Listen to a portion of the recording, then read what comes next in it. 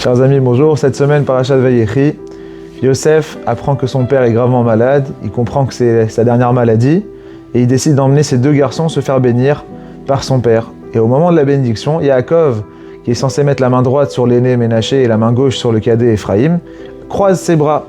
Et il met la main droite donc sur le petit, sur Ephraïm, et la main gauche sur Ménaché. Yosef, qui a assisté toute son enfance à des problèmes de haine entre frères, dit à son père: « Papa, c'est pas comme ça qu'il faut que tu agisses. » Et Yaakov dit: « Je le sais, mon fils, je le sais.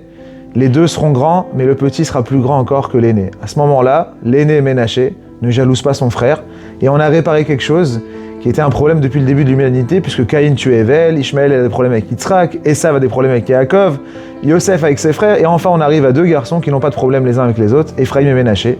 Et ils vont d'ailleurs devenir un modèle, puisque tous les parents, à partir de ce moment-là, vont bénir les garçons, Yesimechak Elohim qu'Ephraïm et Ménaché.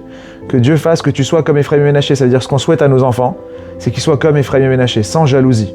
Mais en réalité, pourquoi est-ce que Ménaché ne jalouse pas son frère? Il a entendu de son grand-père que lui aussi sera grand. Et finalement, il comprend à ce moment-là, moi aussi j'ai une valeur, moi aussi j'ai une place, j'ai une mission, personne ne peut me prendre cette place. Même si mon petit frère sera plus grand que moi, on ne peut pas me prendre cette place. Et c'est ça ce qu'on doit se dire nous tous, mes chers amis. Tout le monde a une mission bien précise dans ce monde, personne n'est là par hasard.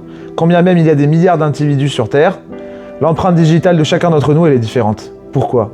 Chacun a une mission et un rôle bien précis. Personne ne peut nous le prendre et tout le monde apporte quelque chose dans ce monde que seul lui peut apporter. Alors c'est difficile, certes, de vaincre la jalousie et de voir la réussite des autres. Mais chacun d'entre nous, il a reçu des outils spéciaux pour la mission qu'il doit mener à bien. Les outils de l'autre, c'est pour sa mission à lui. Je ne dois pas regarder ce qui se passe chez l'autre. Je dois essayer de voir combien moi je suis grand. Combien Hachem il a mis des bonnes choses à l'intérieur de moi. Combien j'ai de capacités, de potentialités, de facultés, des choses.